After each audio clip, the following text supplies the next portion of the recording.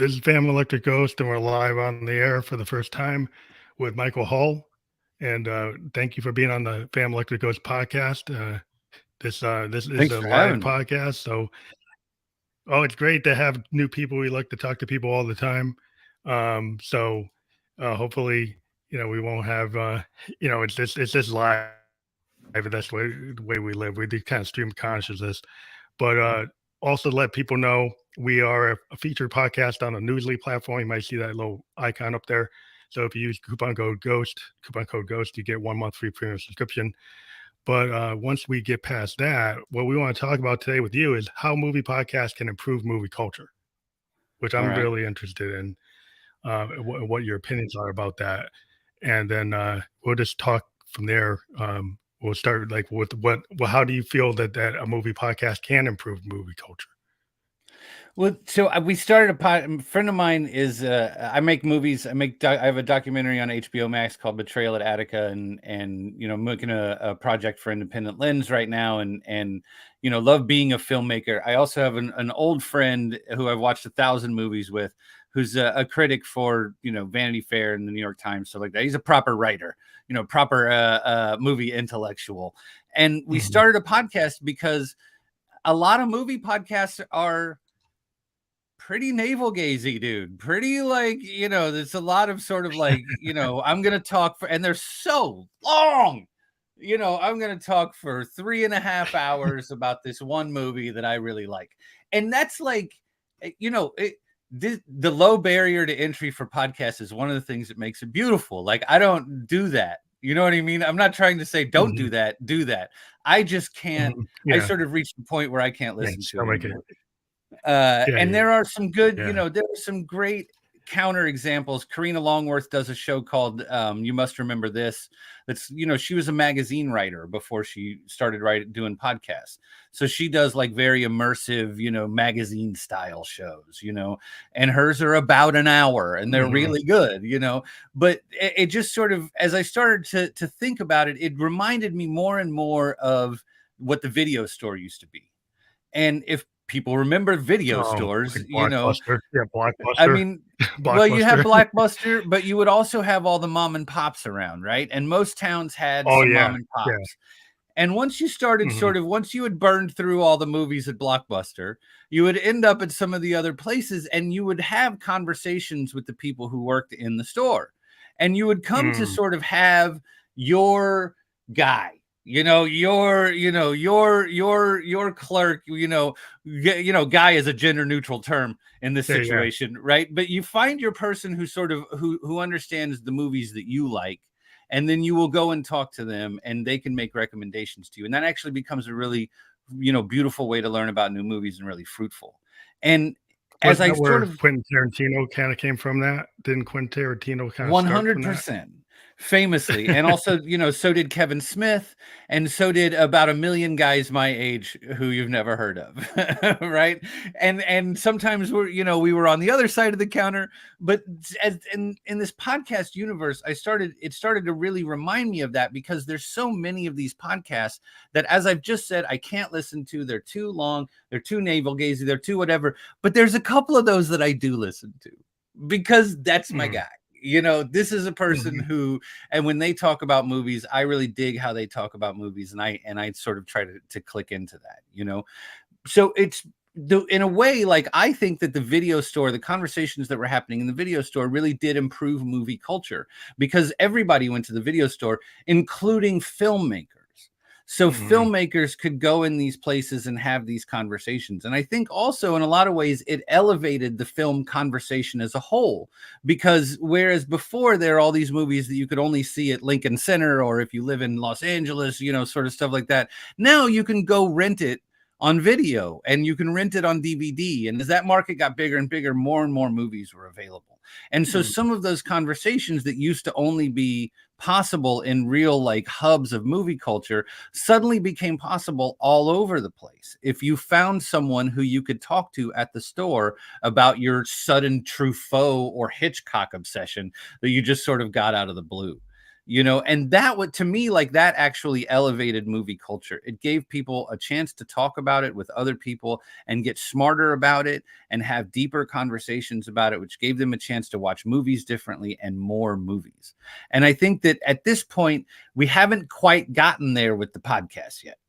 You know, we haven't quite Yeah. gotten to the point yet where podcasts, at least movie podcasts, are really elevating movie culture, because they're not really interacting with, you know, it's sort of like, oh, I went and saw Barbieheimer and that movie sucked. And like, Oh, that's it's your just like podcast, not a you know? conversation.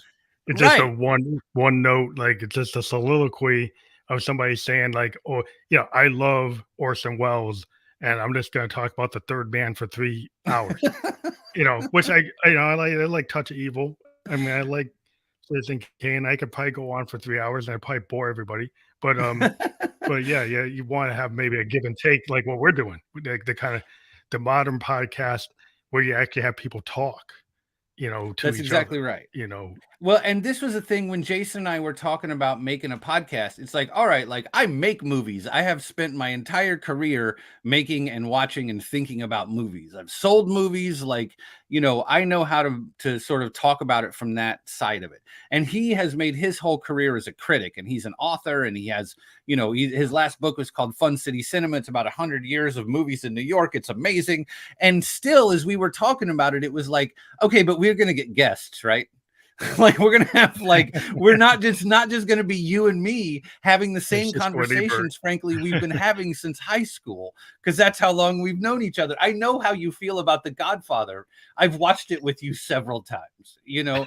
And so even with sort of with, you know, what we could present as a sort of, you know, a heavyweight bona fides, it was like, no, you're gonna hear plenty of my mouth on this podcast I'm on every week. What we also need to do is go get guests, and that gives us an opportunity. You know, the other thing that we did was we put a framework to it, you know, so it's not just sort of like, here's a movie and I'm going to tell you all the things I like about it. The Mhm. podcast is called A Very Good Year, and I sound like I'm pitching the podcast, but I am also explaining why, because Yeah, we put some thought into this about yeah. how it would make a difference and how it would actually improve the thing. It's called A Very Good Year, and we have a guest, and they pick 1 year, and they pick 5 movies from 1 year. And so, Mm, if you think about that, like a lot of times when we're talking about movies, we're talking about a genre, or we're talking about a director, or we're talking about, you know, an actor. We're not really very often talking about movies that all sort of happen at the same time. that's And interesting. what that actually does is provides a different framework, a different way of thinking about movies.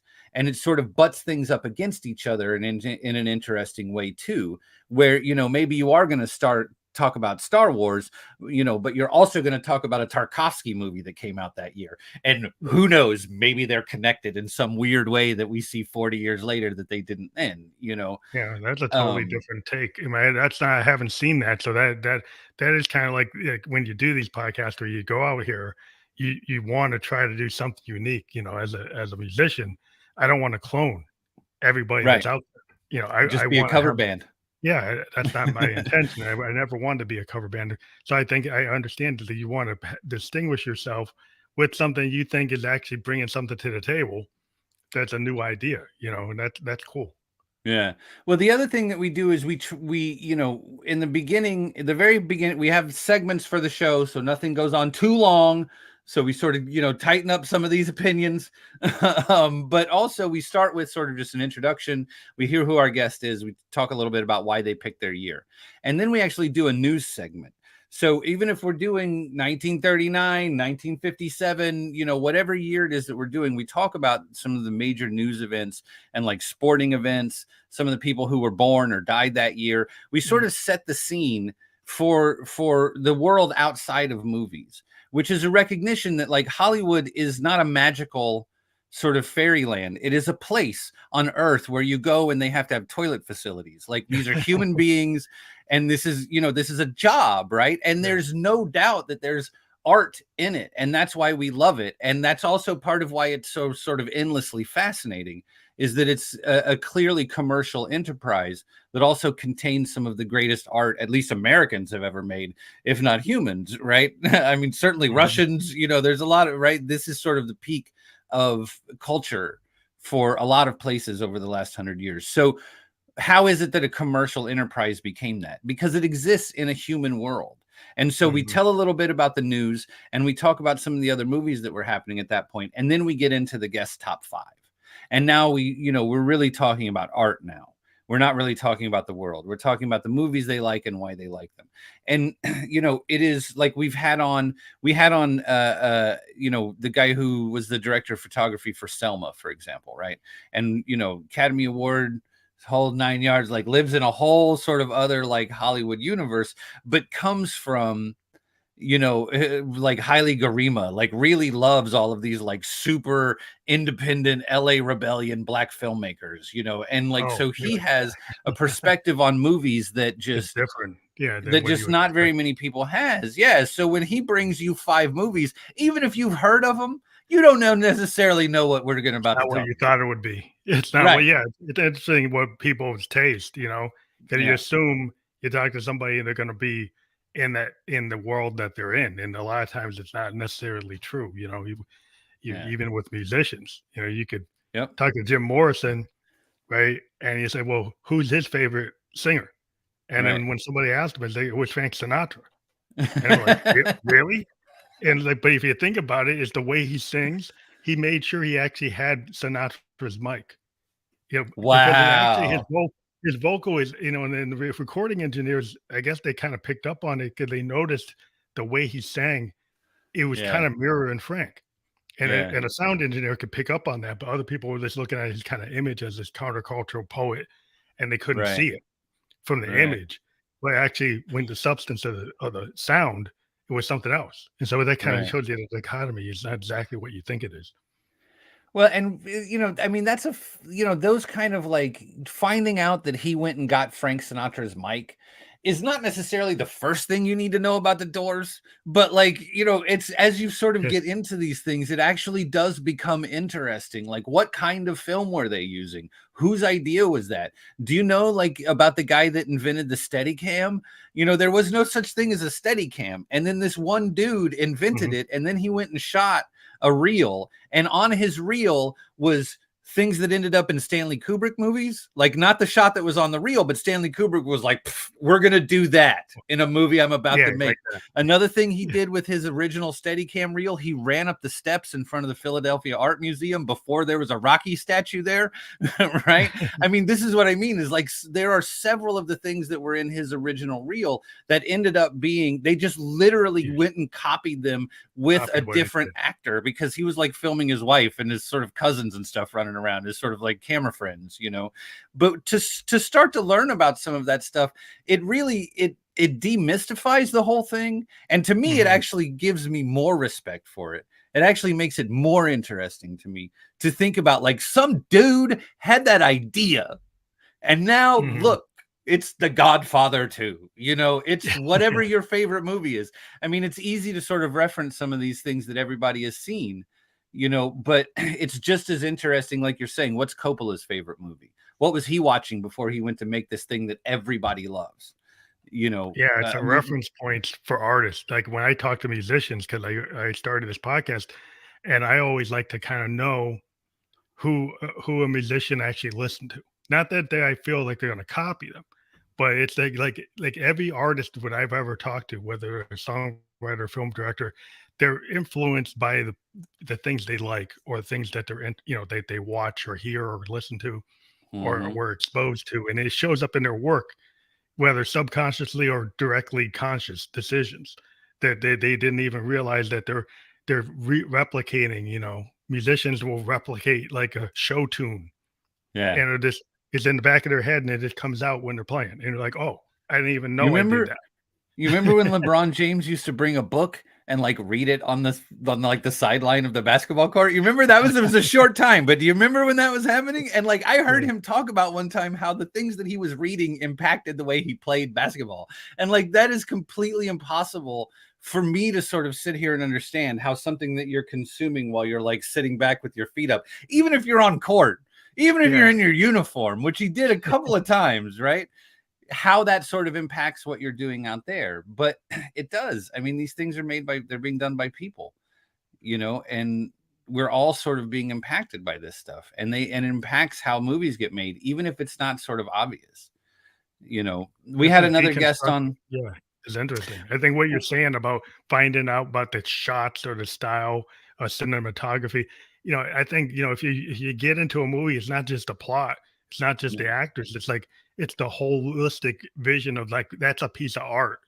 And Right. every piece of it, from the sound design to the cameras they're using and the mics and the different approaches and film speed or whatever. There's all kinds of things that impact what you're seeing. And it's, as an artist, I'm very interested in that myself. Um, We had a guest named Charles Bramesco, who is a critic and an author, writer, thinks very deeply about movies. Really interesting guy to sort of listen to talk about things you've never heard of, because he usually talks about things you've never heard of, things nobody's ever heard of, but Charles somehow.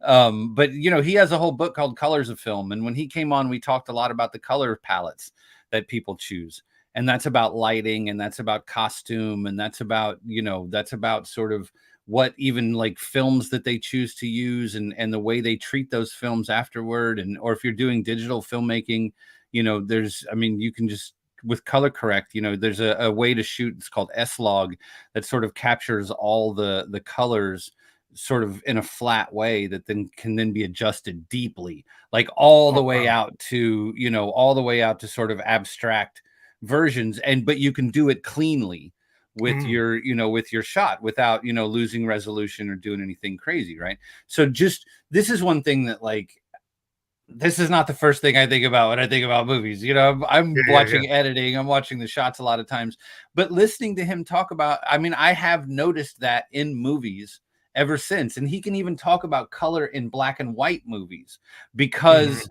there was a whole theory of color, right? A lot of people are familiar with the idea that in Psycho, the blood in the bathtub in Psycho is chocolate syrup, right? Is sort of the Yeah, story, yeah, because it looked because more like it, what right, they thought because it it would look looked like. better in black and white. Exactly. Yeah. So there's a whole sort of theory of color that underlies black and white, because you're going for a black and white image, but that the way you want the black and white to sort of pop against it is impacted by colors. And also that there's certain colors that you sort of can't wear, like grays sort of blend into everything else. So there's not a lot of gray in the costume department. There's just Mhm. things like this that, like, are just not front of my head, but it was really fascinating and made for a great episode. That's what I mean. Don't you think that adds to movie culture? I feel like Oh, that yeah. adds to movie culture. Yeah, definitely, because, I get into film noir or they get into the idea like, I saw Orson Welles talking one time, and they were asking him about, Citizen Kane and, like, how brilliant he was. He said, "Hey, I just didn't know what I was doing." There's, like, this big, there's this whole interview where he basically says, "I was lucky that I didn't know what I was doing, and Right. I tried to do things that people told me you shouldn't do." And I said, "Well, why not?" Right. And, I said that that's really interesting because that's what happens a lot of times in music. People will tell you, "Oh, there's a certain thing you should do." But if you went to Berkeley, if you learn music theory, your professors will tell you, "I've taught you theory, now go out and break it." Because that's Right. the only the way you're gonna actually do Right. something cool, is if you Right. actually don't Right. just stick to it, that you actually don't do exactly what your professor told you, actually try to do the opposite, Yeah. and kinda like the idea that if you go out there as an independent filmmaker or experimental filmmaker or somebody that wasn't actually trained, Right. sometimes can actually do a better job than the person that is trained. Because you don't know what you can't do. Yeah. You don't know what you're not allowed to do. Yeah.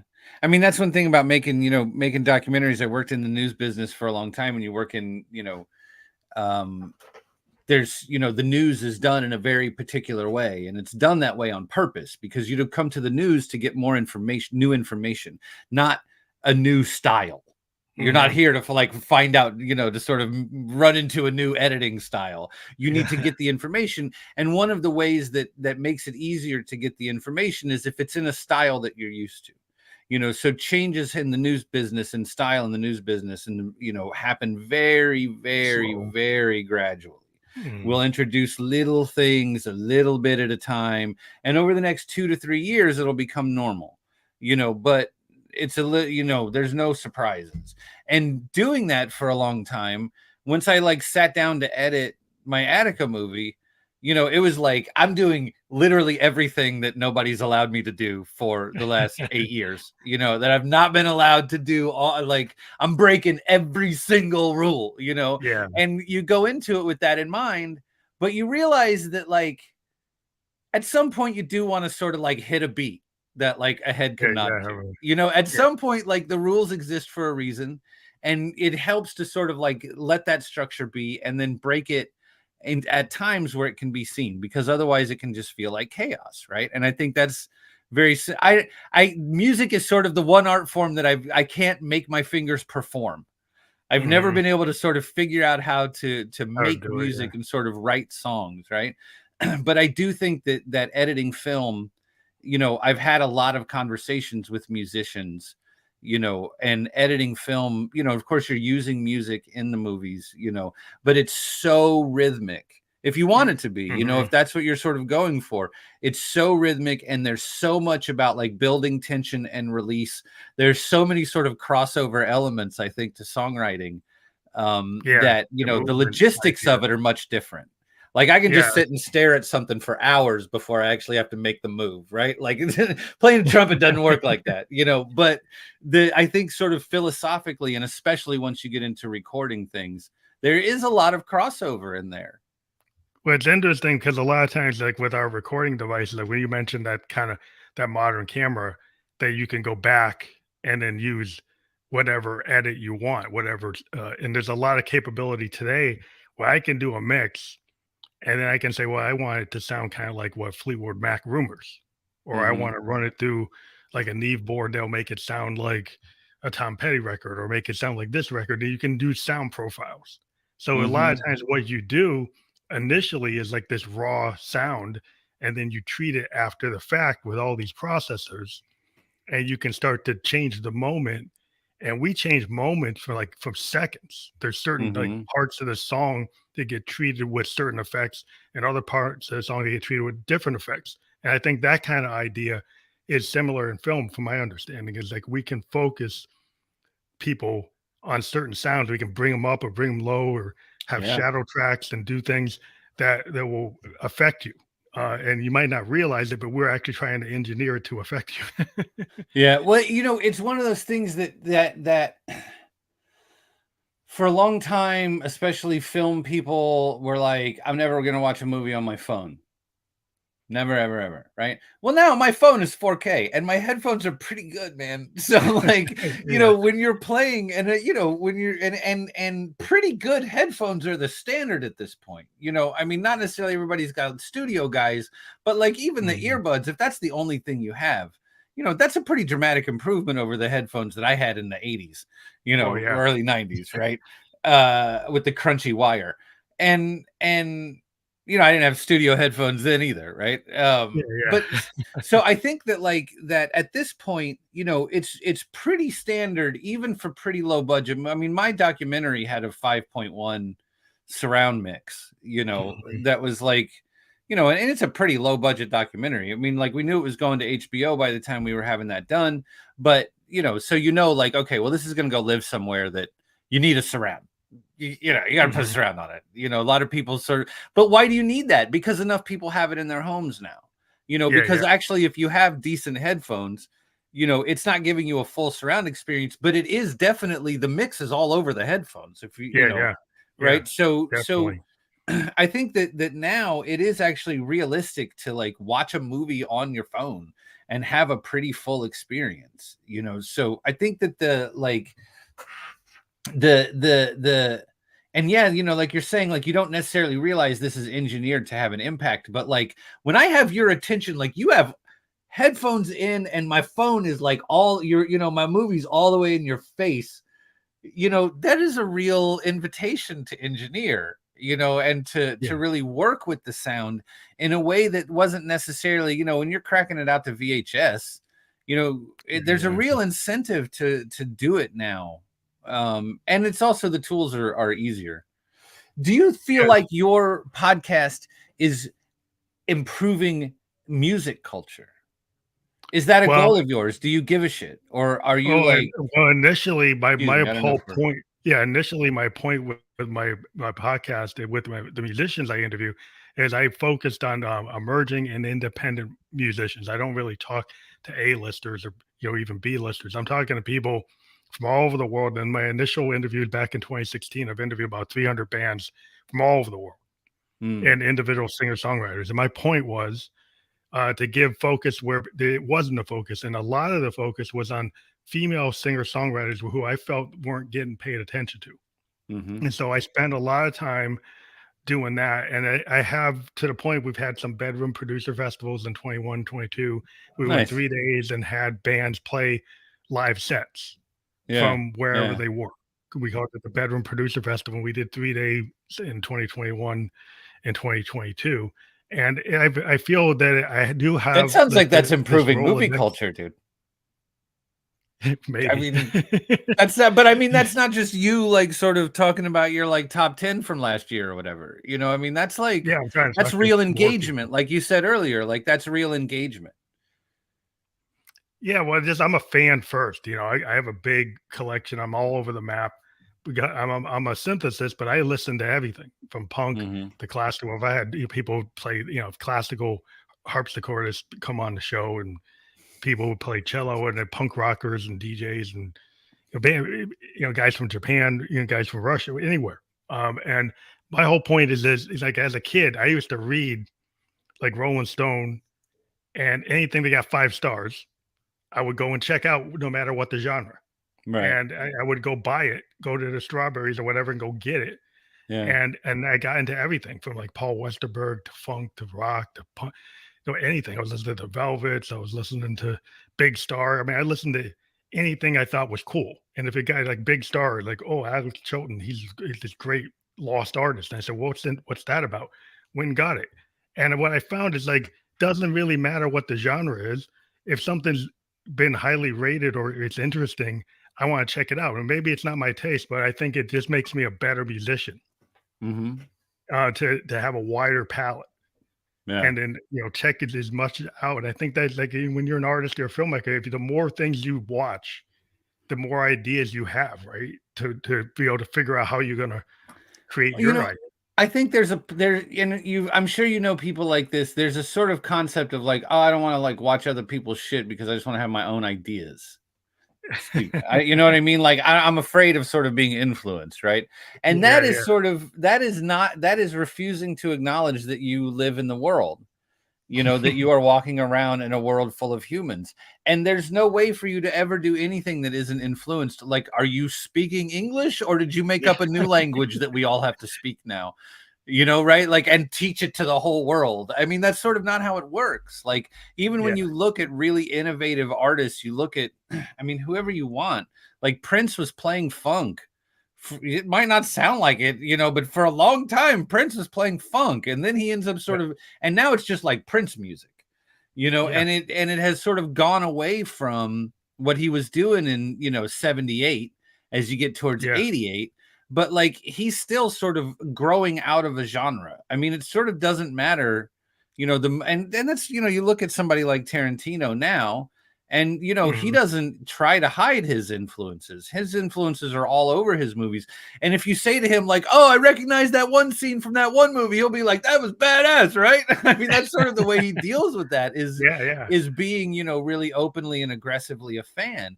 And Scorsese does it in a sort of slightly more classy way, but he does the Mhm. same thing, and when you He look at pulls like when you look at what Christopher vocal Nolan art. is referencing, Yeah. I mean, I like one of the, to me, when I first heard like, oh, they're making a movie about Barbie, I was like, I'm good. I got a couple of little girls, probably going to end up watching the movie, but I'm going to not let them find out about it for as long as I possibly can.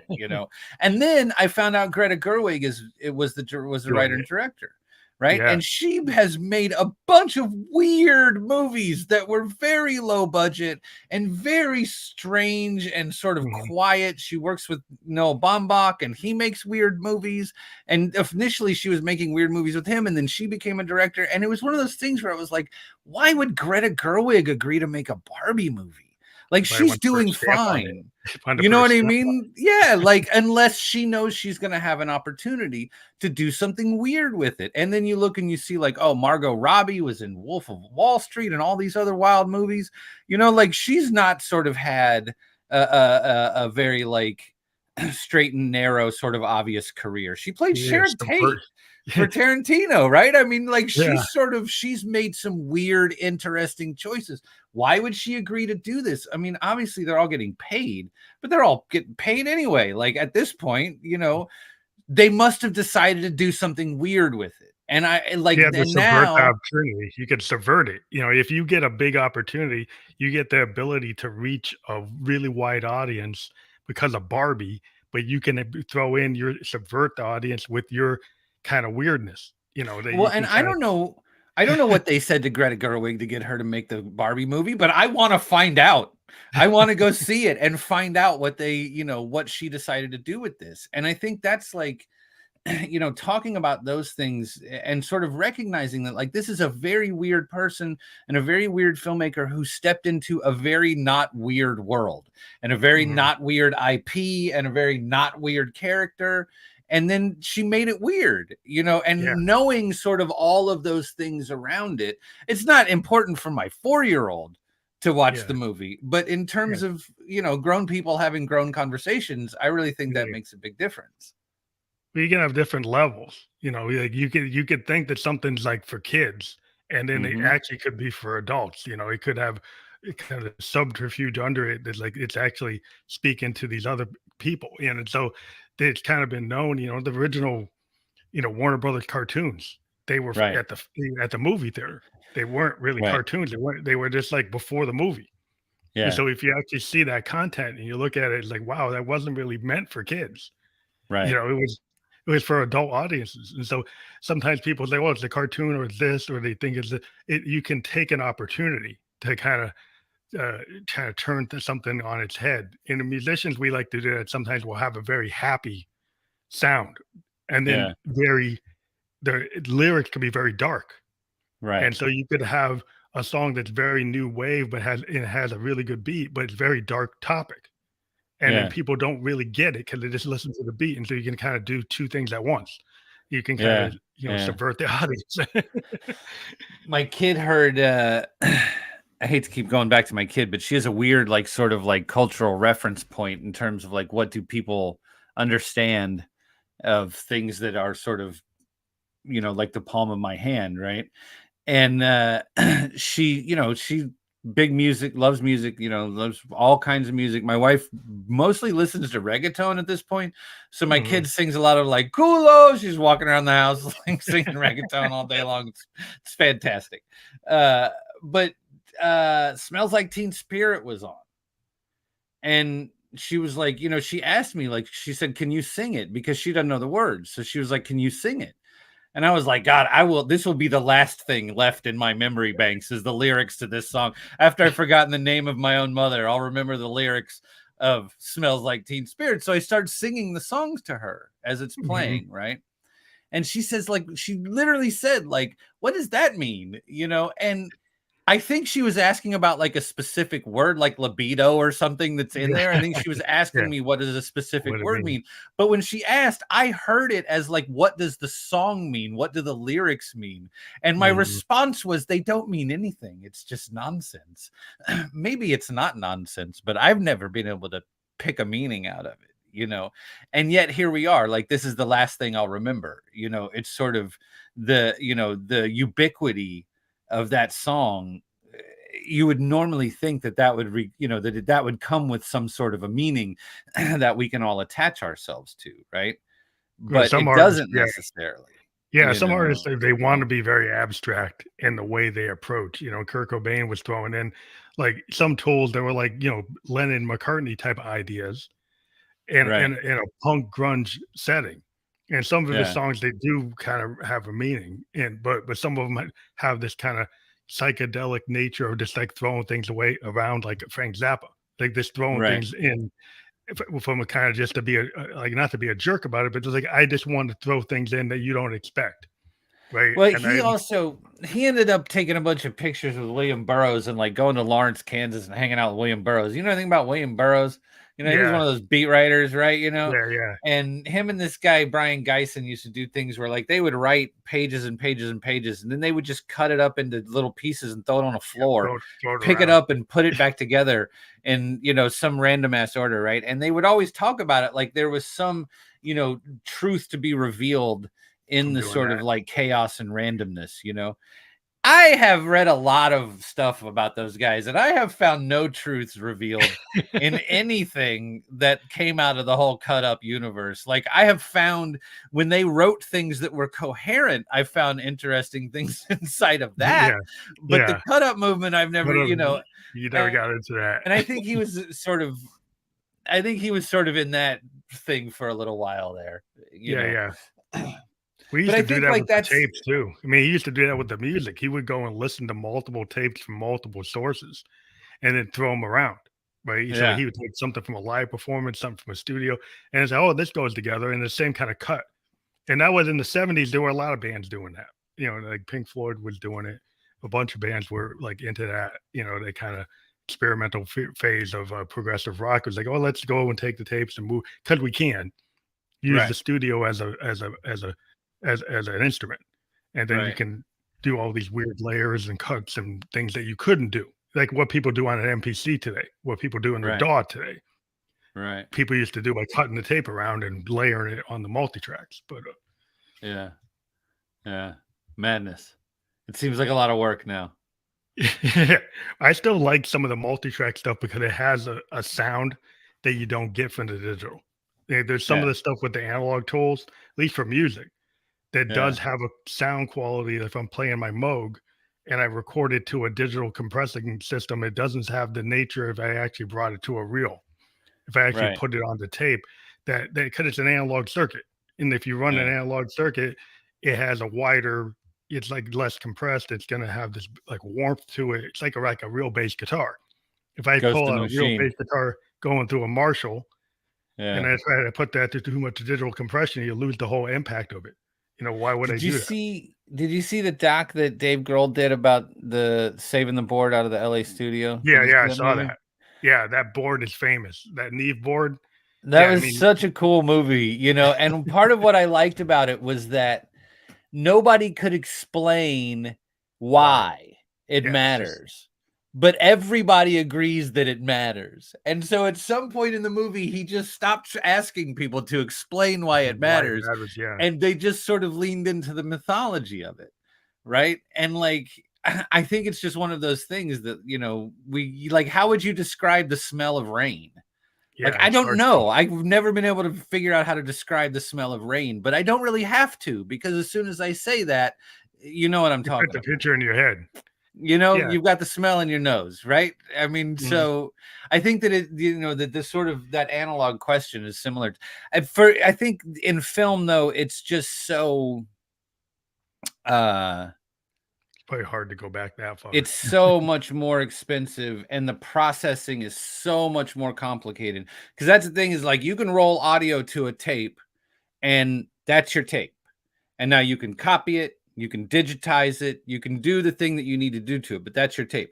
You shoot movie, you know, you shoot images to film, you still have to go take it to a lab and process it, right? Mhm, Before you actually start doing anything else with it. And just that one step alone is it's quite so expensive. expensive Yeah, that it's, you know, you really are in a question now. The math really is like, do you want to do your idea like 2 ideas on film or 10 ideas in the same amount of space with the same budget on mhm, digital? And when the, you know, when the digital that we're working with is, you know, a DV tape and a PD 150, it wasn't worth it, you know, because it looks so bad that didn't look good. it's not your idea, you know, right? But at this point, sort of two things have happened. One is that the gear has gotten much better. And Mhm, also they make, you know, digital cameras at this point can accept like real cinema lenses, which was another mhm. problem with digital filmmaking for a long time, is they couldn't take cinema lenses. Oh, wow. And That's what I was wondering. we have been looking at cinema lenses as like that's what movies look like for Yeah, so that's what we think they long. are. Right, Yeah. that it was impossible to sort of break people out of that headspace. And to this day, if you're not shooting on cinema lenses, people now sort of relate it to like Facebook or TikTok or their phone videos, Yeah, as they opposed won't to they like television or it's the like a things they soap used to video, it's like reference. a soap TV show, it's not a movie, That's because it right. doesn't It's have not that a movie. it doesn't look like it. You can watch, like, there was a one year, there was a Twilight Zone for some reason, they were using a different camera or something, and it Yeah. looks like a soap opera. There's a Yeah. whole season of Twilight Zone where it doesn't look like the film version. It has a totally different look, and like you can actually see the difference. It Yep. doesn't look like it's right. It doesn't feel right because that doesn't look like the quality that it was at the beginning. Yeah. And So I think now that's what like people see. well, and now people have much more of a sense of now you can, if you show someone a film image and a digital image next to each other, they can tell the difference.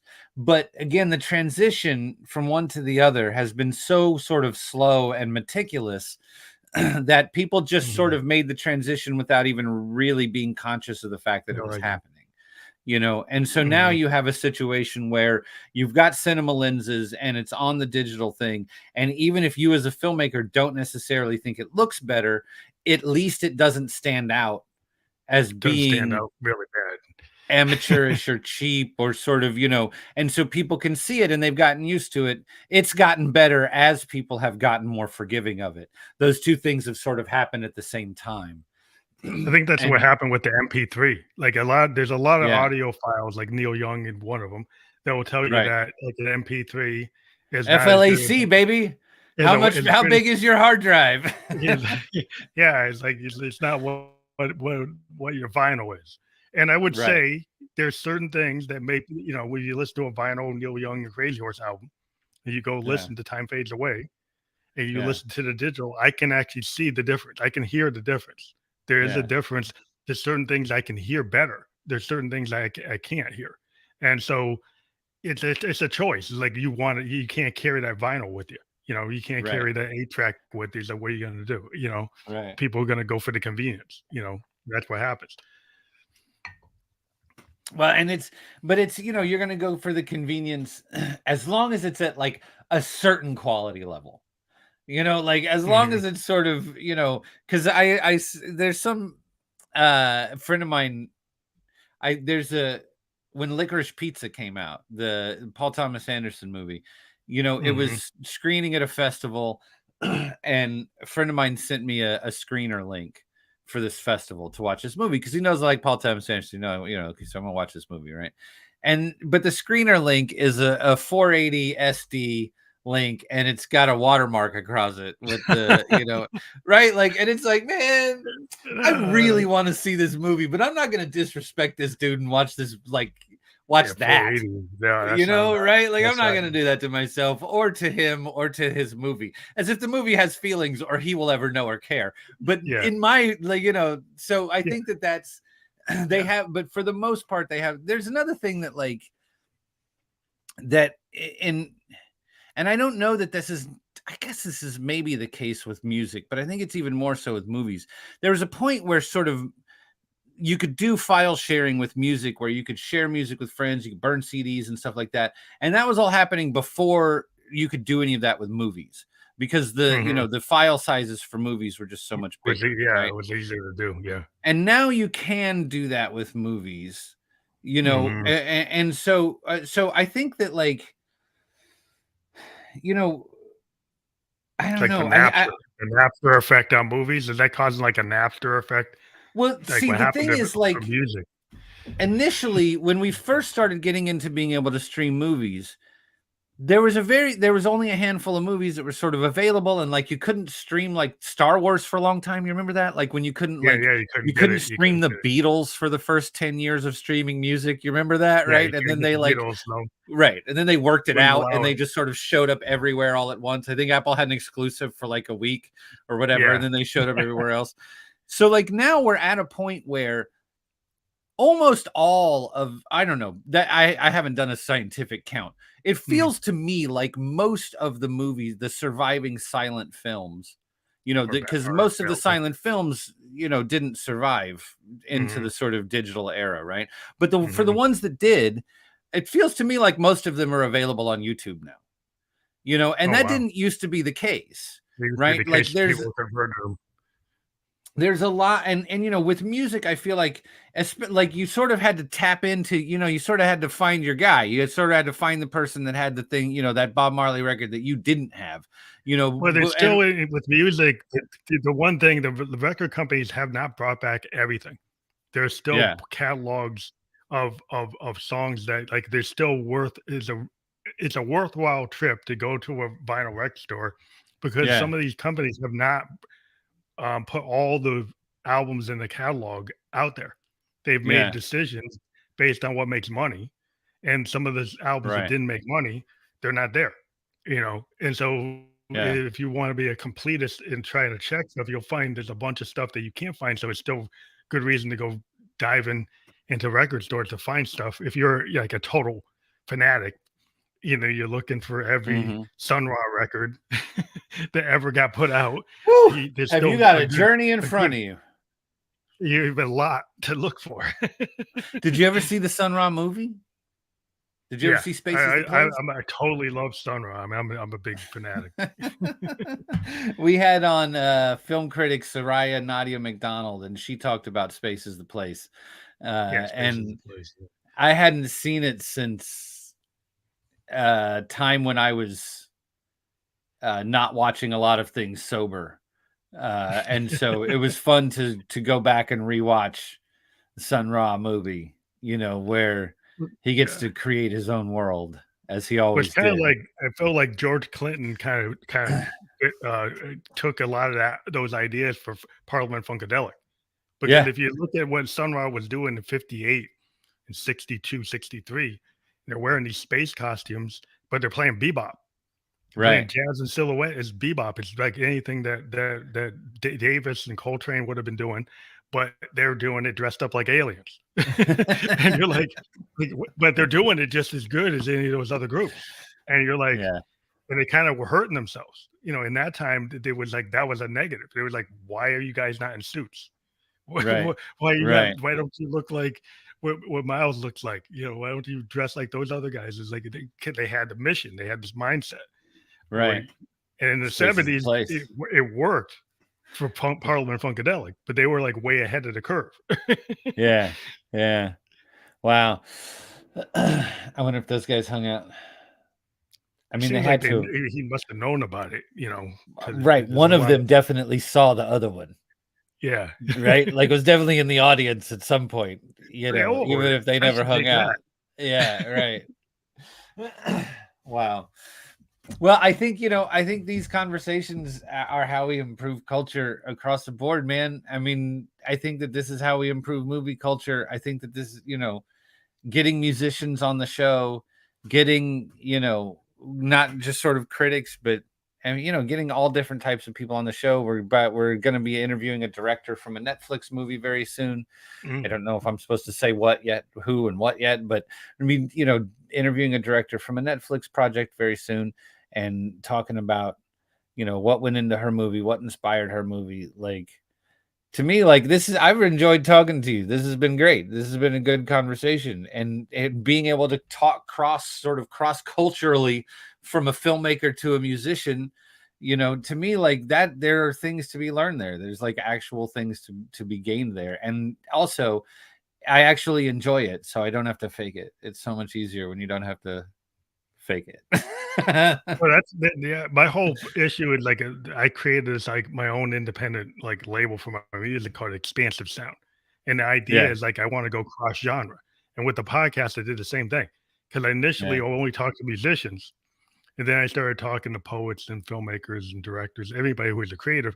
But then I crossed over into other things. So I've talked to a lot of therapists. But the whole idea was I'm going to have music as a theme in my podcast and try to weave it into every conversation because I feel like music is the soundtrack of everybody's life. It inspires people. You know, think about the Beatles. How many filmmakers, how many artists, how many creative people got inspired by that? The fact that the of Beatles did course. what they did. And what Yeah, they did, you know, they did movies, they did TV, they did concerts, they did concepts that were visual and Yeah. auditory, and audio. And so the Right. idea that with music, you think about Bowie, the Oh, theatrics of David Bowie and, Ziggy Stardust or Aladdin Sane. It was always visual. It was always very theatrical. So there's always been like a connection between, like, to yeah. me, film directors and uh, art artists of all types and music. And people are creative at all different levels as human beings. So you can kind of throw that creative thread of being an artist, and it doesn't matter what you do, but we can connect and kind of talk, shop. Yeah. You know, Yeah. Yeah. All right. well, thank you. Very nice. Well, I want people to know that they'll be able to click on your link when we're published. So that'll go right to your Apple podcast so people can check that out. When we're fully published, all these links that you see, that link there for your Apple podcast, A Very Good Year, that will be clickable. And so people can check that out. We do encourage people to check that out. Excellent. I really appreciate it. I really enjoyed being on. And I think that if somebody's sort of listening to the conversations at the level that you are obviously having them, and sort of, and thinking about music at the level that you're thinking about it and talking about it, I think they will enjoy listening to, to us sort of talk about movies from the same, from a sort of intellectual perspective, and talking with smart people about it, and, sort of giving you some reasons to like it, not just telling you I like it. Also, we banged through 20 to 30 movies over the course of every episode. So if you're looking for recommendations, we got that too. Yeah, I think I would love to do that. I'm going to check it out because I always want to hear a new recommendation for something I should check out. But I know you got to leave now. But thank you for being on the Fam Electric Ghost podcast. This will be everywhere. We'll send you that link tomorrow for the landing page. Thank you again for being a guest on our show. Have a great night. Thanks for having me, man. This was awesome.